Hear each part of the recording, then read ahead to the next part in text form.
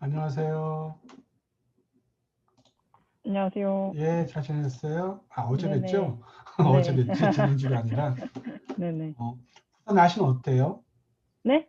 부산 날씨는 어때요? 아, 오늘 좀 따뜻하던데요. 따뜻해요? 네네. 비는 안 오나요, 거기는? 네, 비 안 와요. 서울 쪽은 좀 날씨가 우중충해가지고요. 아, 비 오나요? 비는 안 왔는데. 안녕하세요, 정 대표님. 안녕하세요. 안녕하세요. 안녕하세요. 네. 식사 두 번 하셨어요? 네네. 예. 조시면 안 될 텐데. 두 분 다 댁이세요? 네네. 저는 음, 사무실이요.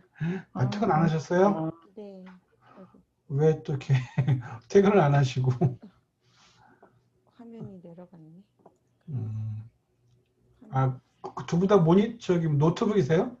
네, 네, 저 노트북. 그래서 아마 화면이 좀 왔다 갔다 될 것 같아요. 네. 저희 오늘은 페이스북 할 거고요. 네. 계정은 다 정상적으로 입장 가능하신가요? 어, 페이스북으로? 제가 큰일 저 났다. 바빠서 안 계, 울었다. 음, 비번을 잃어버려서 계정 찾는다고. 음, 찾으셨어요? 네, 찾긴 찾았는데, 이제 네. 비번을 바꾼다고, 아, 그게 또 걸리더라고요, 시간이. 아직 승인이 안 떨어진 거네요? 네네네. 음, 혹시 그 인스타그램 계정도 비번을 모르시는 거 아니에요, 혹시? 아, 인스타그램은 있어요. 정확히 아시고, 그 네네. 비밀번호를. 네네. 음, 이제 이거를 우리가 사업적으로 해야 되기 때문에 페이스북도 PC로 많이 들어가서 할 때가 있고, 광고할 때. 네네. 그러니까 평소에는 모바일을 많이 하는데, 광고할 때는 PC로 해야 돼요. 음, 근데 PC에 그 비번을 모르시면 입장을 못 하거든요. 음, 그래서 B번은 꼭 기억하시고, 인스타그램도 계정 새로 만드실 때마다 B번을 꼭 적어놔야 돼요. 음, 인스타그램도 계정 하나 추가할 때마다 이메일 다 다른 걸로 해야 되고요. 그런 음, 다음에 그러니까 비밀번호는 하나로 하시더라도 계정 만들 때마다 그 이메일을 다 다른 걸로 하시면 돼요. 그 음, 페이스북은 그 거의다가 1인 1계정 원칙이고요. 한 사람당 하나로 운영되는 게 가장 좋고요. 음, 지금은 두 개를 해도 괜찮더라고요. 그래서 음, 혹시라도 지금 하나 아이디가 있는데 비밀번호를 잘 모른다. 그럴 때는 새로 하나 이메일로 가입을 하시면 됩니다. 음, 보통 처음 하시는 분들은 핸드폰으로 가입 많이 하시거든요. 근데 두 번째 하실 때 이메일 하시면요. 무리 없이 계정 하나가 만들어집니다. 꼭 그거 이메일 주소하고 비밀번호 꼭 어디 메모해 두시고요. 네, 항상 뭐 새로 만들 때마다 그런 거 기억을 해 주셔야 됩니다. 오늘은 페이스북 좀 하겠습니다.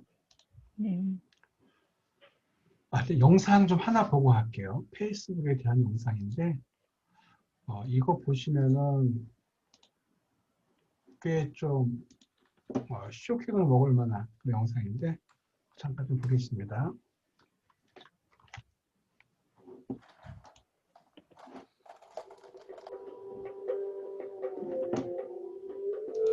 잘 보이고 잘 들리세요?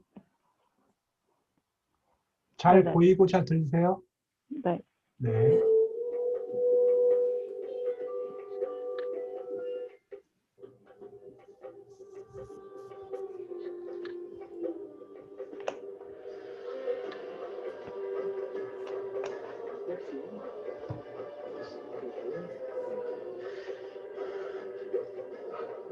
School tegen onze Ja, insecten. dat lief? Voelt insecten op je rug. Kan dat? Ja, vlinders. Souvenir voor hè? Oké, een moto. Oranje. Pas erop. Zenith. Oui, oui, bien. Net vriendin. Julie de... Ja. Met groentes leren. 3, 4. De vierde, dat is eigenlijk meestal open, dus dat weten niet veel mensen. Is plus goed. Zie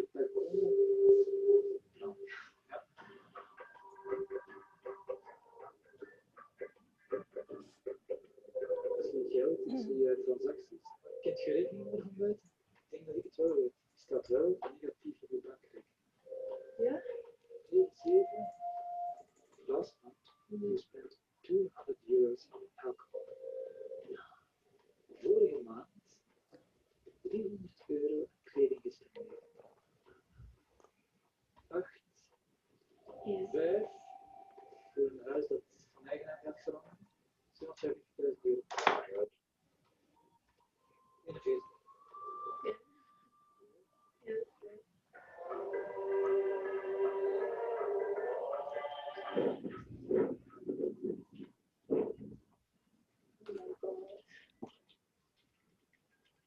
Oh man. Ah, dat vind je eng.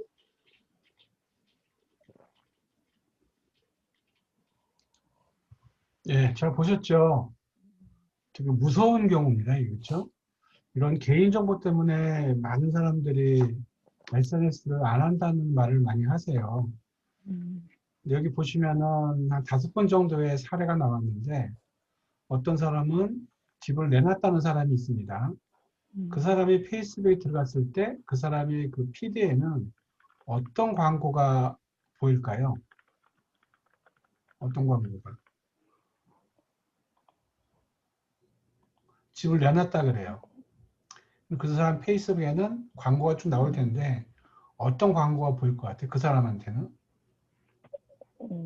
부동산 광고. 그렇죠. 부동산 광고가 나올 겁니다. 또 어떤 사람한테는 옷을 사는데 얼마 썼다고는 그런 분이 나오셨죠. 그분의 피드에는 어떤 광고가 보일 것 같습니까? 쇼핑몰. 쇼핑 광고나 의류 광고가 보이겠죠. 어떤 사람은 술 먹는 데 돈을 썼다 그래요. 그 사람의 피드에는 아마 주류 광고가 보일 거고요. 어떤 사람은 대출에 대한 뭐 그런 얘기 나왔는데 그 마이너스 통장 얘기가 나왔었는데 그분의 피드에는 아마 대출 광고가 보이지 않을까 싶습니다. 이게 뭐냐면은 페이스북은 우리가 그 네이버나 구글이나 다음 같은 경우에 우리가 들어갈 때 로그인을 안 해도 구경이 다 가능하죠. 근데 페이스북은 로그인하지 않으면 입장조차가 안 되는 플랫폼이에요. 우리는 페이스북에 들어가서 24시간 내내 로그인한 상태로 어딘가에 글을 씁니다. 오늘 뭐 부산 갔다, 친한 친구 만났다, 친구 만나서 술 먹었다, 나는 여기에 있다, 이런 식으로 뭔가를 늘 씁니다. 페이스북에 들어가서. 그러면 내가 페이스북에 들어가서 흘린 흔적들을 페이스북이 다 가져가요. 다 모은 다음에 아까 보셨던 것처럼 기업들한테 광고비를 받고 그런 사람들의 관심사에다가 피드를 딱 뿌려주는 겁니다. 반대로 뭐가 있냐면은 만약에 부산 여행을 가고 싶은 사람이 있다 그러면 그 사람이 뭔가 좀 보다가 광고를 하나 클릭을 했어요. 그리고 그게 만약에 여행사 광고라 그러면은 그 사람이 부산 내려가잖아요. 그럼 그 사람의 피드에는 그 광고가 아마 보일 겁니다. 그리고 만약에 또 누군가가 페이스북에 나 동남아 갔다 왔어 라는 말을 쓴다 그러면 그 사람의 피드에는 동남아 여행에 대한 광고가 보일 겁니다. 이게 뭐냐면은 사람들이 페이스북에 들어가서 뭔가를 쓰고 뭔가에 대해서 반응을 보이고 뭔가를 공유하고 뭔가를 좋아요 눌렀어요. 친구를 사귀고 그러면은 그런 모든 데이터가 그 사람의 관심사 안에 속해버려요. 그러면은 그 사람이 평소에 어떤 행동을 했는지 막 누적이 쌓여서 데이터가 쌓일 거 아니에요. 그럼 그 사람에 대한 어떠한 DB가 쌓여지는 겁니다. 그런 DB를 기업들한테 광고비를 받고 그 사람 피드에 광고를 보여주는 게 페이스북 광고의 시스템이에요. 그래서 페이스북은 개인들이 들어가서 하는 모든 행동들을 기반으로 광고를 보여주는 알고리즘이 페이스북 광고입니다. 이게 그 사업하는 분들한테는 대단한 메리트가 있다는 얘기죠. 여행을 좋아하는 사람, 그리고 출장을 많이 다니는 사람, 부산으로 놀러 많이 가는 사람, 이런 식의 타겟팅을 내가 정할 수가 있어요. 그럼 광고를 할 때 지역 타겟팅을 뭐 서울이라든가 부산이라든가 특별한 지역을 찍으면 되는 거고요. 그 찍은 지역 중심 반경을 해가지고서 뭐 40km 반경, 50km 반경 이런 식으로 거리를 정하게 되면 그 거리 안에 있는 특정 성별, 특정 연령대, 이 사람들의 기혼이다, 미혼이다 이런 것들을 내가 세팅을 할 수가 있습니다. 광고를 하실 때 나중에 제가 보여드릴 겁니다. 그러면 내 광고는 내가 선택한 사람들의 PD에 보이도록 구성이 되어 있습니다. 페이스북 광고는 어떤 광고보다 되게 타겟팅이 되게 정교하게 할 수가 있습니다. 그래서 이 부분은 제가 좀 이따가 하는 방법을 자세하게 설명을 드리겠습니다. 그래서 이게 개개인들한테는 뭐 개인 정보에 대한 문제가 있지만은 근데 우리가 페이스북 들어가서 계좌번호 안 쓰잖아요. 그죠? 네. 빚이 얼마 있다 그거 쓸 일이 없잖아요. 그런 걸 안 쓰면은 그런 정보가 안 뜨는데 그런 걸 쓰기 때문에 그런 정보가 뜨는 겁니다. 그래서 그런 부분만 조회하시면은 크게 무리될 게 없는 게 페이스북입니다.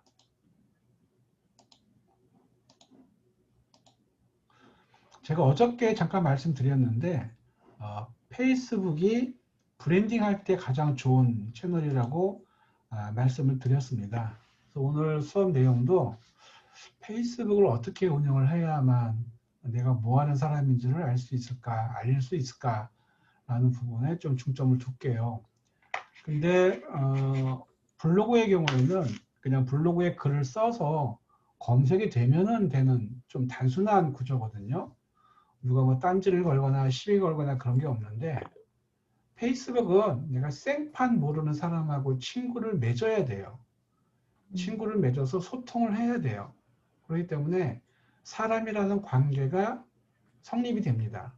근데 다 아시다시피 사람과 사람 사이에는 단어 하나, 글자 하나에 막 마음의 상처를 갖잖아요. 이 페이스북도 그러더라고요. 네, 또 페이스북에는 특정 정치 색깔 있는 사람들이 되게 많고요. 특정 관심을 가진 사람들끼리 모여 있는 곳이기도 합니다.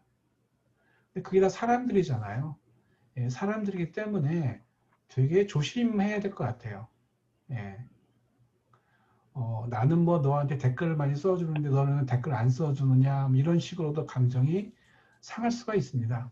근데 우리는 그 마케팅 하는 목적으로 하기 때문에 그러한 부분들은 다 무시하고 좋은 글을 발행해서 내가 뭐 하는 사람인지를 알리는 그런 식으로 운영하는 게 필요할 겁니다.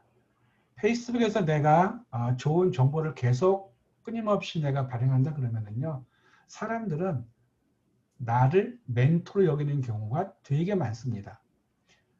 우리 예전 카카오 스토리는 그냥 가벼운 이야기를 하는 라이트한 채널이라 그러면은요, 페이스북은 전문가들이 많이 있고 또 뭔가를 배우고자 하는 분들이 되게 많은 곳이에요. 그래서 약간은 헤비한 곳이 페이스북 채널의 특징입니다.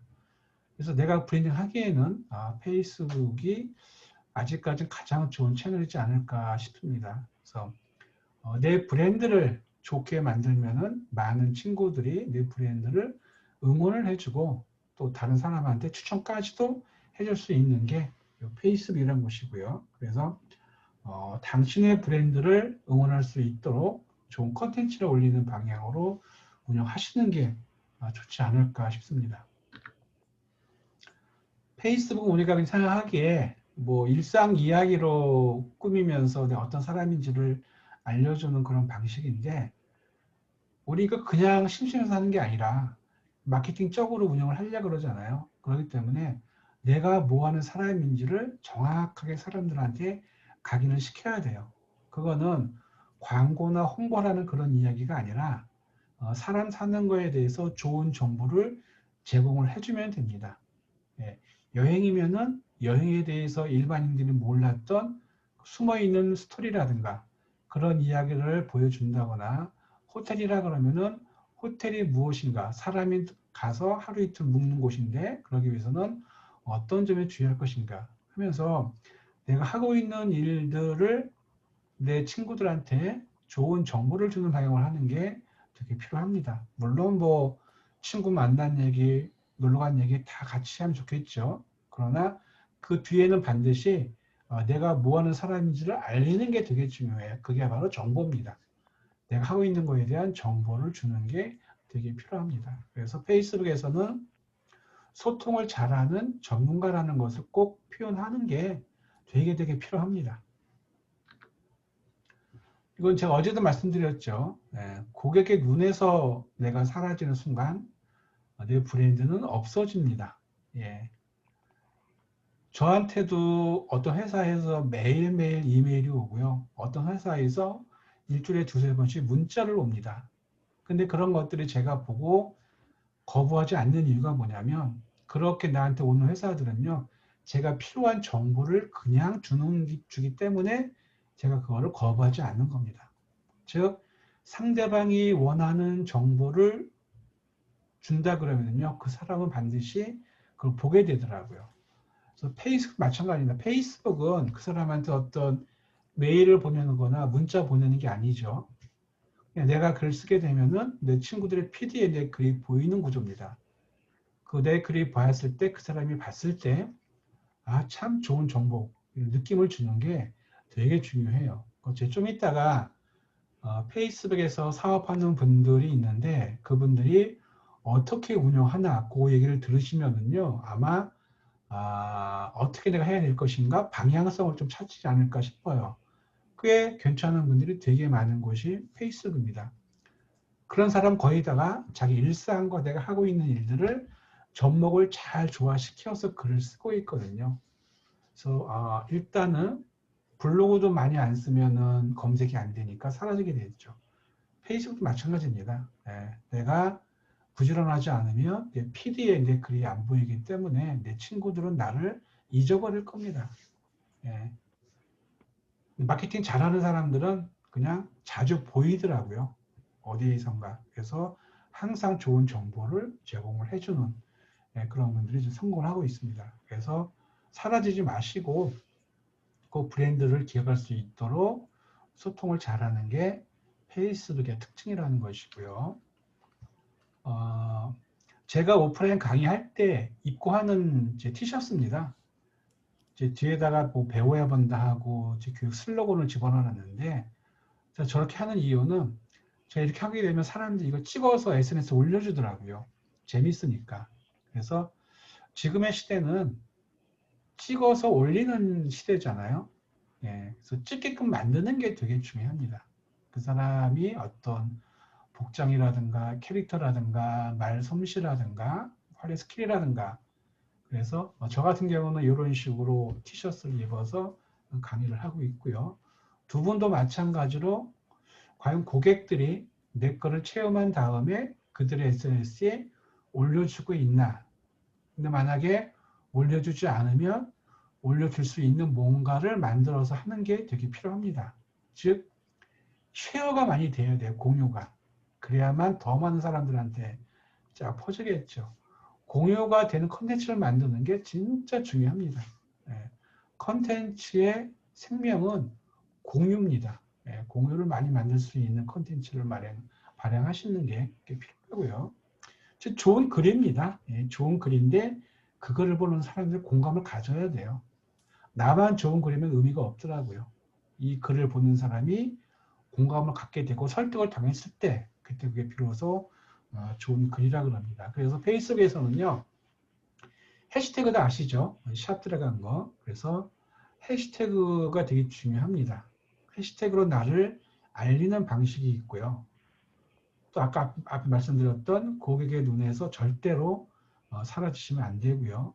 그리고 사라지지 않으면서 뭘 해야 되느냐? 내가 전문가임을 꼭 사람들한테 표시를 해야 됩니다. 이 세 가지만 적절하게 운영이 된다 그러면 페이스북에서 내 브랜드가 내 친구들에 의해서 많이 회자가 되고 좋은 브랜드로 성장을 할 것입니다. 지금 통합됐죠. 요기요하고 배달의 민족이. 근데 두 분 예전에 주문하실 때 주문 어디서 많이 하셨어요? 배민에서 많이 하셨죠. 왜 배민에서 주문을 많이 할까요, 우리는? 혹시 이유를 생각해 보셨나요? 왜 배민에서 주문했을까? 광고, 그 뭐지? TV 광고도 나왔었고, 네, 많이 알려진. 광고였고, 또 광고도 재밌었고. 네, 맞아요. 근데 배달의 민족보다 요기요가 4개월 먼저 시장에 진입을 했습니다. 배달 시장에서 4개월 먼저 했다는 거는 대단한 베네핏이거든요.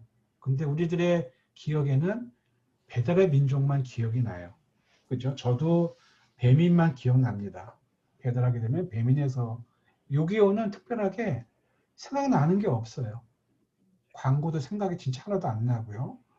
모델이 누군지도 생각이 안 나고, 예, 그렇더라고요. 제 인식에서 없어진 게 요기요 마케팅이었습니다. 그렇다 그러면은 배달의 민족이 왜 사람들의 기억에 많이 남았을까? 그 이유를 좀 말씀드린다 그러면 이 과거 기억하시죠? 네. 우리가 어느 민족입니까? 아주 그냥 소비자들의 마음을 탁 움직인 이 헤드라인, 이 캠페인이 되게 성공한 그런 사례입니다. 우리가 어느 민족입니까? 다 알죠. 배달의 민족이라는 거. 그래서 브랜드와 슬로건을 딱 맞춰서 사람들의 공감을 또 갖게 하는 성공한 그런 슬로건이었습니다. 그러면서 어떻게 광고 소구점을 찾았는가? 이런 식의 광고 기억하세요? 경희야, 너 먹을 때가 제일 이뻐. 많이 먹어도 돼. 맛있게 먹으면 칼로리 0이래더라. 이렇게 상대방 입장에서 캠페인을 벌인 겁니다. 그렇기 때문에 별 부담 없이 받아들일 수가 있다는 얘기죠. 왜냐하면 내 얘기를 해주고 나를 위로해 주니까 신뢰가 많이 가는 거죠. 그래서 넌 먹었다가 제일 이뻐. 맘 놓고 먹어. 야식 많이 먹어도 돼. 배민에서 맛있게 배달해 줄게. 이런 식의 캠페인이 성공을 한 겁니다.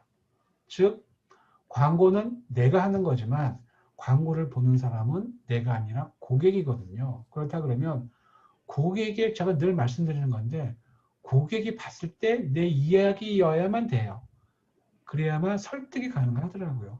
그래서 모든 글을 쓸 때도 모든 헤드라인 쓸 때도 고객이 딱 봤을 때 저 내 이야기야 라고 느낄 수 있는 그런 전략이 되게 필요할 겁니다. 물론 우리는 전문가가 아니기 때문에 힘들 수는 있지만 그래도 그 실제 현장에서 일하기 때문에 고객이 필요한 부분을 잘 알지 않을까 싶어요. 그런 부분을 찾아내서 슬쩍 건드려 주는 거. 흔히 말하는 넛지 효과라 그러죠. 옆구리를 이렇게 톡 치면은 이게 뭐야 하고 반응 보이게 되는 거. 고객의 옆구리를 탁 칠 수 있는 그런 전략을 세우는 게 되게 필요하기도 합니다. 그래서 브랜드라는 것은 이런 의미로 우리가 쓸 수가 있습니다. 소비자들의 머리에서 시작을 해서 이거를 내 마음, 감정적으로 느끼게 하는 것이 아닐까 싶습니다. 결국은 사람의 마음을 건드려서 움직이게 하는 게 바로 브랜드라는 얘기죠. 그래서 브랜드는 되게 내 생활과 밀접한 관계가 있을 때 그때 비로소 성공을 하는 것입니다. 그래서 브랜드는 어떤 일방적인 메시지가 아니라 그 사람이 감성적으로 받아들일 수 있도록 하는 게 되게 필요하지 않을까 싶습니다. 근데 우리는 회사를 운영하면서 브랜드를 알리기 위해서 끊임없이 뭔가를 합니다. 우리 하루 이틀 할 게 아니잖아요. 사업을. 평생 하는 게 사업인데 브랜드는 아마 우리가 사업하면서부터 그 순간부터 오랫동안의 그 지루함과의 싸움이 아닐까라고 생각을 합니다. 그 지루함에는 성공도 있을 테고 실패도 있겠죠. 근데 아마 실패가 더 많고 과오가 과실이 많을 겁니다. 그런 과실들을 줄여나가는 게 비즈니스라 그러더라고요. 그래서 이런 말을 좀 하고 싶어요. 그런 지루함과의 싸움에서 견딜 자신을 가지시고 길게 내다볼 수 있는 이런 전략을 세우는 게 어떨까 싶어요. 근데 그 전략 안에는 그 사람의 감성을 움직이는 그런 부분만 있다 그러면 그래도 잘 운영되지 않을까 싶습니다. 되게 지루하잖아요. 예, 장사가 안 되면 더 지루하잖아요. 그래서 그런 부분을 한번 딱 넛지를 한번 잘 발견해 보시기 바랍니다. 그 여자는 모르겠는데 남자 화장실에 가게 되면은요. 소변 볼 때 바닥에 많이 흘립니다. 남자들이. 그래서 보통 경우에는 그냥 그 앞에 메뉴가 아니라 앞에다가 이거 스티커를 써요. 가까이에서 뭐 발사하세요. 이렇게 하는데 그런 거는 사람의 감정을 못 움직이는데 어디에 가니까 이런 글귀가 있더라고요. 가까이에서 볼일 보지 않으시면 청소하시는 아주머니 허리가 아픕니다. 라고 그런 헤드라인이 딱 보이더라고요. 그 화장실 청소는 아주머니들이 많이 하시고 남자분 화장실도 근데 그 아주머니를 생각해서 좀 잘해라. 예, 그런 헤드를 이제 본 적이 있습니다. 그거 보면은 아주머니가 청소하느라고 허리를 숙이니까 힘들겠다.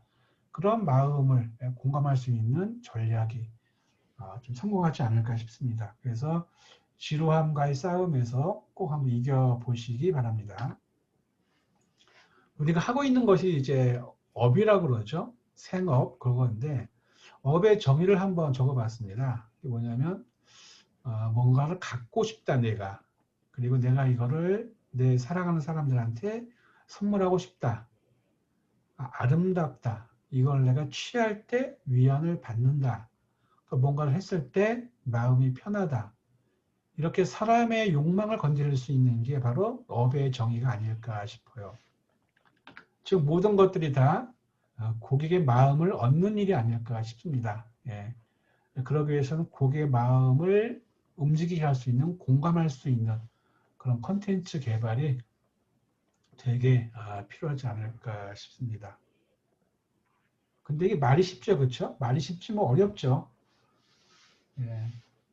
그래서 많은 공부가 필요하더라고요. 특히 회사 대표님들이 공부를 많이 해야 되더라고요. 직원한테만 딱 위임하는 게 아니라 내가 좀 아는 게 많아야 좋지 않습니다.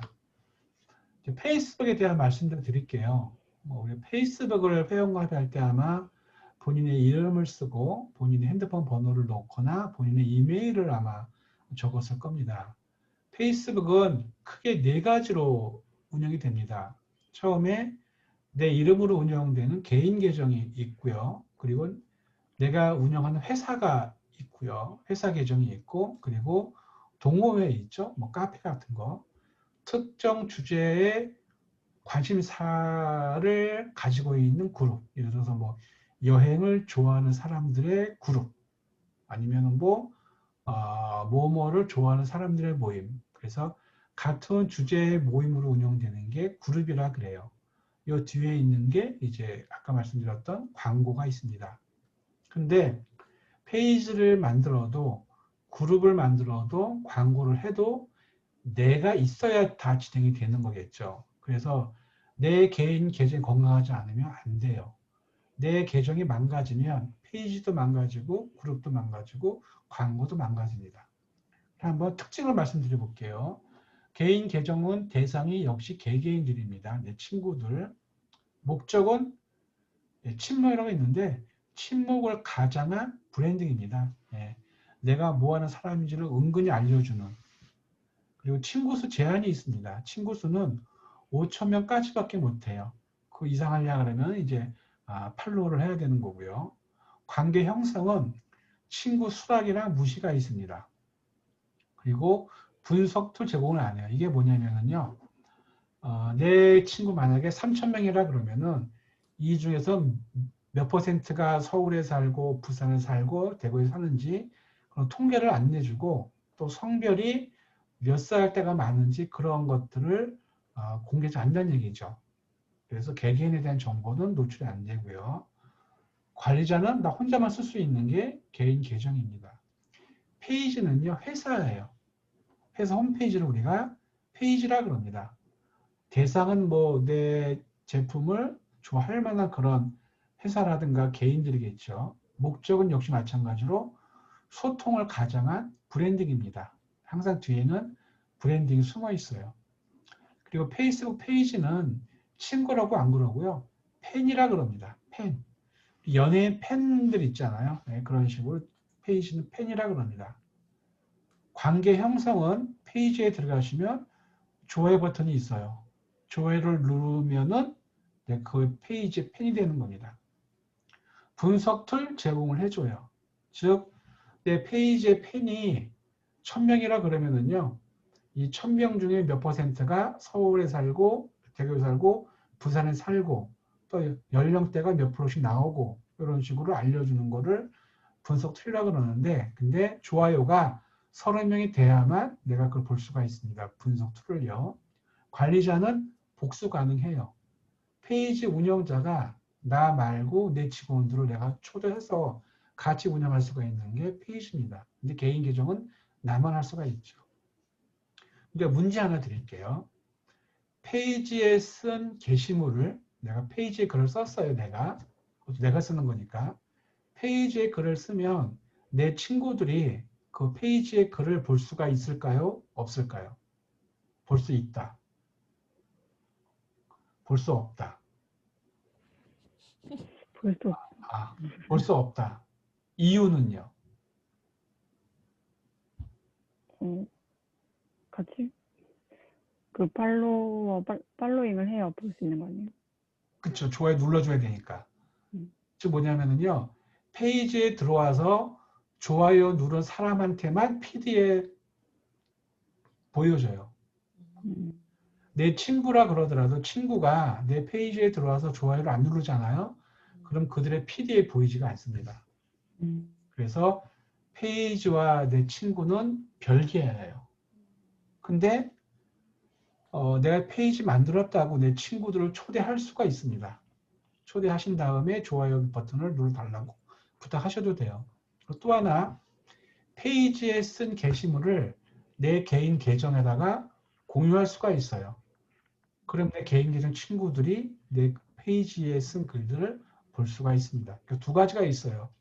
내가 페이지에 쓴 게시물을 내 PD에 공유해서 친구한테 알리거나 아니면 친구들을 페이지에 초대해서 좋아요 눌러달라고 부탁하든가 이 두 가지를 하시면 돼요.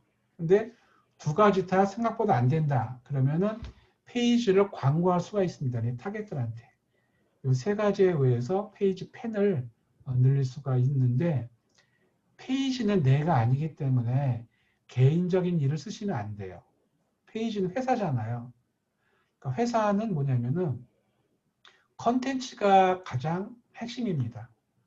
컨텐츠만 올려야 돼요. 페이지에는. 내가 페이지에다가 오늘 오랜만에 10년 전 친구를 만났다. 어떻게 회사가 친구를 만납니까? 그렇죠? 그럴 수 없습니다. 그래서 페이지는 일상 이야기는 절대 하시면 안 되는 거고요. 오로지 컨텐츠로 승부를 보셔야 돼요. 그래서 그 세 가지 방법에 의해서 페이지를 이렇게 홍보할 수가 있습니다. 그룹도 있습니다. 그룹은 그리고 개인 계정에 댓글과 답글은 내 이름으로 달리는 거죠. 페이지에 댓글과 답글은 내 이름이 아니라 페이지 이름으로 돼야 되는 거예요. 만약에 페이지 이름이 만약 하나투어다 그러면 댓글도 하나투어고요. 답글도 하나투어입니다. 내가 빠져요. 왜? 회사니까. 그런 차이점이 있고요. 그룹은 대상이 개인이에요. 즉, 여행을 좋아하는 사람들의 그룹을 만들었는데 그룹에 들어온 사람들은 다 여행을 좋아하는 사람들이겠죠. 그런 사람들은 개인들이 들어오는 겁니다. 그래서 그룹은 댓글과 답글을 개인 실명으로 움직이는 게 그룹이에요. 그룹은 회사가 아니고 동호회입니다. 개인들이 모인 동호회. 그래서 목적이 특정 주제 커뮤니티를 만드는 게 목적입니다. 카페처럼요. 친구 수는 제한이 없어요. 큰 그룹은 몇백만 명의 그룹도 있고요. 관계 형성은 그룹 메인에 들어가시면 가입 버튼 클릭하시면 관리자가 승인을 해주면은 그룹 회원이 되는 겁니다. 분석 툴 제공을 안 해줘요. 만약에 그룹이 10,000명인데 이 사람들 중에서 몇 퍼센트가 어느 지역 사람이다. 여성이 몇 프로다. 이런 거를 절대 분석하지 않습니다. 관리자 복수 가능합니다. 큰 그룹의 경우에는 혼자서 그 관리 힘들거든요. 그럴 때는 같이 내가 활동하는 사람들을 초대해서 그 사람을 관리자로 임명한 다음에 같이 운영하시면 되는 겁니다. 그룹이 잘 되려 그러면은요, 뭘 하셔야 되냐면은, 페이스북이 온라인이잖아요. 온라인에서 만들었던 그룹의 회원들을 오프라인으로 끌어들일 수도 있습니다. 즉, 그룹 활동을 잘 하면서 관리자인 내가 소통도 잘하고 좋은 정보도 올려줘요. 그러다 끈끈해져요. 그 회원들끼리. 그러다 우리 한번 모입시다. 그럴 수가 있어요. 오프라인에서. 그러면 그 중에 많이는 아니겠지만 일정의 사람들이 오프라인에서 만날 수가 있습니다. 그런 만난 거를 또 본인들의 페이스북에 올리면서 또 많이 또 알려지겠죠. 그러다 보게 되면 어느 날은 또 예를 들어봅니다. 우리가 알고 있는 뭐 유명한 여행하는 사람이 있는데 그 사람을 초대해서 우리 그룹 회원들한테 무료로 그냥 강의를 해주고 식사하는 자리, 뭐 참가비 10,000원이나 20,000원 받아도 되는 거고요. 그런 식으로 오프라인 모임으로 발전될 수 있다 그러면은요, 그 그룹은 성공한 겁니다. 즉 온라인 모임이 오프라인으로 옮겨졌을 때 그때 성공 확률이 되게 커져요. 또 회원들 간에 그 우회에 돈독하게 또 할 수가 있고요. 그룹은 온라인으로 끝나는 게 아니라 오프라인까지도 연동을 할 수 있다 그러면 제일 잘 하시는 겁니다. 그룹이 또 뭐가 좋으냐면은 또 뭔가를 내가 또 팔 수도 있고요. 어떤 도움을 줄 수가 있습니다. 제가 한 4년 전에 제 대구에서 강의를 했었는데 거기에서 교육받은 대표님의 아들이 신천지 아시죠? 신천지 게임에 빠져서 집을 나갔대요. 집을 나가는 거를 그 사람이 아는 데가 없으니 저한테 도움을 청하더라고요. 그래서 제가 어떻게 했냐면은 제가 가입해 있는 그룹, 대구에 있는 그룹 회원 수가 5만 명짜리 그룹이 있었거든요. 제가 거기다가 그분의 아들 특징 같은 거를 다 적어 사진도 받아서 제가 올렸어요. 그룹에다가. 그랬더니 한두 시간 지나니까 얘 어디서 봤다라는 정보들이 올라오는 거예요. 그러다가 어디까지 왔냐 그러면 이 친구가 KTX를 타고 서울역에 내려서 홍대로 왔다는 것까지 확인이 되더라고요. 그룹들에 의해서. 그래서 그거를 경찰에 신고해서 경찰이 찾아서 한 9시간 만에 찾은 경우가 있습니다. 이런 게 또 그룹의 역할이기도 합니다. 즉 뭐냐면은 어제 말씀드렸는데 플랫폼에 내가 만든 플랫폼이든 내가 가입해 있는 플랫폼이든 그게 많으면 좋아요. 활성화 된다 그러면은. 좋은 거는 내가 만들어서 운영을 하시고요. 또 내가 가입해서 운영을 하셔도 되는 겁니다. 두 가지를 다 하면 더 좋아요. 그래서 이런 세 가지의 특징이 있고 이 뒤에 있는 게 앞에 영상 보여드렸던 광고라는 게 또 존재합니다. 혹시 요게 질문 있으세요? 이 페이스북 구조에 대해서 뭐 크게 어려움 없으시죠? 예. 페이스북 하다 보게 되면은 왜 이 사람의 글이 나한테 이렇게 자주 보일까? 이 회사의 글이 나한테 자주 보일까라고 의구심이 들 때가 있습니다. 그거는 내 눈에는 보이지 않지만은요, 어떤 노출 필터링을 통해서 나와 최근에 친분 관계가 두터운 사람, 최근에 친구를 맺은 사람, 그리고 내가 좋아했던 페이지, 활동하고 있는 그룹의 게시물을 먼저 보여주는 그거는 알고리즘을 엣지 랭크라고 합니다. 즉 페이스북은 엣지 랭크에 의해서 움직이는 걸 보시면 돼요. 엣지 랭크 안에도 세 가지의 큰 갈래가 존재합니다. 하나는 친밀도예요. 그러니까 친한 사람의 계정을 먼저 보여주는 겁니다. 내가 친밀감을 표시한 계정을 뉴스 피드에서 그러니까 뭐냐면 내 글이 친구한테 보이는 공간, 친구의 글이 나한테 보이는 공간을 뉴스 피드라고 합니다. 뉴스를 받아보는 공간. 친밀한 사람을 더 많이 보여주는 거.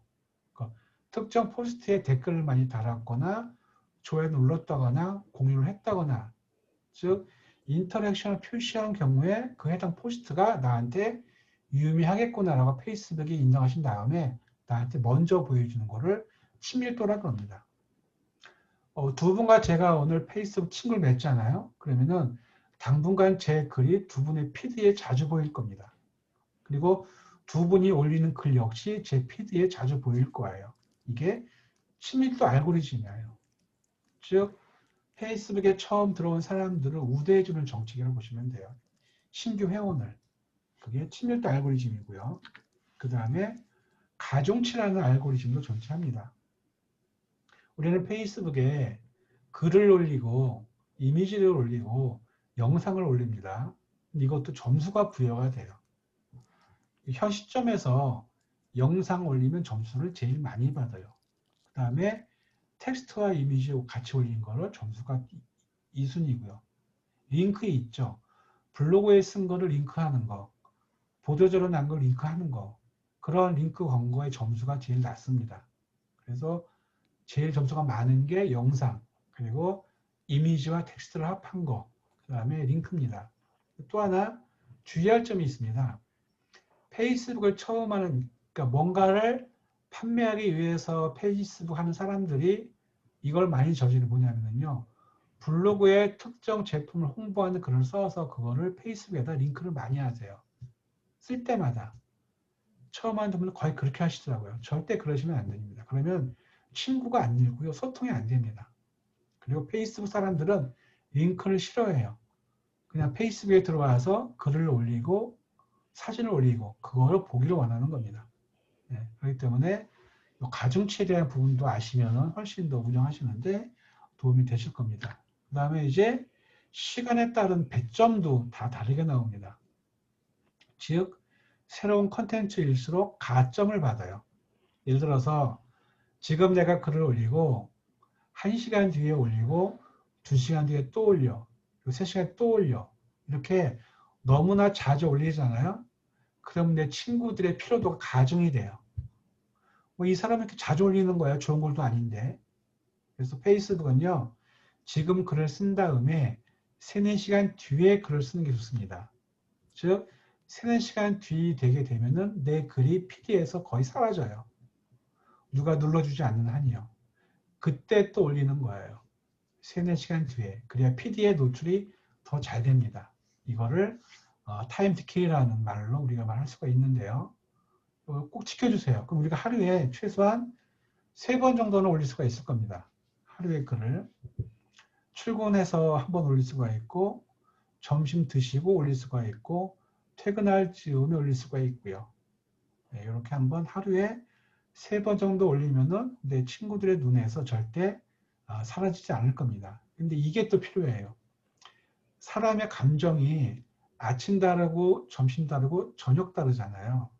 그렇기 때문에 그 사람의 감정을 건드리려 그러면 아침, 점심, 저녁에 따른 어떤 게 좋을까라는 것도 연구를 좀 하셔야 됩니다.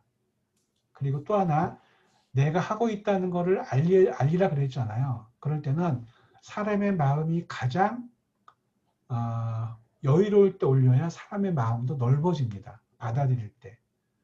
아침, 점심, 저녁에서 사람의 마음이 가장 여유로울 때가 저녁이라 그럽니다. 그럼 내가 하고 있는 일을 은연중에 올린다 그러면 저녁에 올리는 게 어떨까 싶긴 합니다. 그래서 그 사람의 시간에 따른 감정을 잘 좀 파악하셔서 그때 포스트 하시는 것도 좀 전략이라면 전략이 아닐까라고 생각합니다. 그래서 이제 페이스북 하시게 되면은 개인 계정에다가 하루에 1번 올리거나 2번 올리거나 3번 정도 올릴 겁니다. 어떤 사람은 3, 4번 올리는 분도 꽤 계시는데 정 안 되면 하나라도 올리는 게 좋아요. 하루에 하나라도. 한 번 올리는데 뭐 누구 만났다 어디 갔다 그런 것보다는 한 번 올린다 그러면 제 생각에는 일상과 내 정보를 같이 섞어서 할 수 있는 이야기거리를 만들어 올리는 게 좋지 않을까 싶습니다. 그리고 해시태그라는 걸 말씀드렸죠. 해시태그의 의미가 나 좀 눌러줘 라는 의미를 내포하고 있습니다. 예를 들어서 우리가 부산 호텔이라는 해시태그를 썼잖아요. 걔를 누르면은 그 해시태그로 쓴 사람의 글들이 다 같이 보이잖아요. 즉 큐레이터 역할을 하는 게 해시태그예요. 동일 키워드를 소개해 주는 걸 해시태그라 그럽니다. 그래서 이거는 나를 표현하는 슬로건으로 우리가 쓸 수가 있습니다. 이게 내가 전문가라는 걸 알리는데 제일 좋은 소도구로 쓸 수가 있습니다. 이 해시태그라는 게. 그래서 해시태그도 이렇게 하시면 됩니다. 특정 주제에 대한 나의 생각을 글로 표현하거나 이미지로 표현을 해주는 거. 근데 이거를 지속적으로 발행을 해줘야 돼요. 제 수업 들으신 분 중에서 어떤 분은 4년 전에 제 수업을 들으셨는데 그분은 매일매일 글을 올려요. 일기 쓰듯이. 페이스북에. 지금 그 글이 2,000개가 넘었습니다.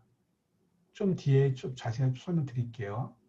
그래서 특정 주제에 대해서 나의 생각을 지속적으로 발행해야만 의미가 있는 게 해시태그고 그게 나에 대한 캠페인일 겁니다. 그래서 내 해시태그를 뭘 할 것인가를 한번 정해시면은요 되게 좋으실 겁니다. 이건 사례들입니다. 앞에 말씀드렸던 해시태그로 본인의 브랜드를 하고 알리는 분들에 대한 얘기인데 6분 말고도 더 많이 계세요. 네, 그런 사례를 조금 설명을 드리겠습니다. 6분이 있는데 다 저와 개인적인 인연이 있는 그런 분들이십니다. 대표적인 거 세 번 정도 말씀드릴게요. 처음에 제가 하는 게 있고요. 두 번째는 빵집 마케터가 있고요. 세 번째는 외식업체 컨설턴트가 있습니다. 저의 경우에는 제 해시태그가 제 이름을 땄습니다. 임성빈 생각이라고. 이게 뭐냐면은 창업을 준비하고 있거나 사업을 하고 있는데 잘 안 되시는 분들, 그런 분들한테 조언을 드리는 글을 쓰고 있습니다. 제가 페이스북에다가. 그 해시태그가 제 생각이라는 얘기죠. 제가 이거를 한 180개 정도의 글을 썼는데 100개쯤 썼을 때 출판사 연락이 왔더라고요. 페이스 보다가 글을 보니까 참 좋더라. 그래서 책을 냅시다. 그래서 계획을 제가 해가지고 내년에 이 책이 나올 겁니다. 이게 뭐냐면요. 페이스북은요. 전문가들이 많이 모인다 그랬잖아요. 새로운 걸 찾기 위해서. 그래서 출판사나 미디어에서 늘 보고 있는 게 페이스북이에요. 어떤 사람이 어떤 걸 쓰고 있는가를 늘 이렇게 봐요. 그래서 잘 하고 있는 사람들한테 컨택을 해서 책을 쓰거나 TV에 나오고 그런 식으로 하고 있는 게 페이스북입니다. 그래서 저는 창업을 준비 중인 사업을 하고 있는 이런 사람들한테 글을 써주는 식으로 해서 제 해시태그를 임성생각으로 하고 있고요.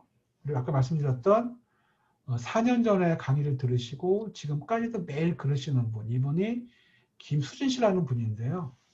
우리가 알고 있는 파리바게트에서 한 18년 정도 마케팅 일을 하셨습니다. 그래서 한 2년 전에 독립을 하셨는데 이분의 팬이 되게 많으세요.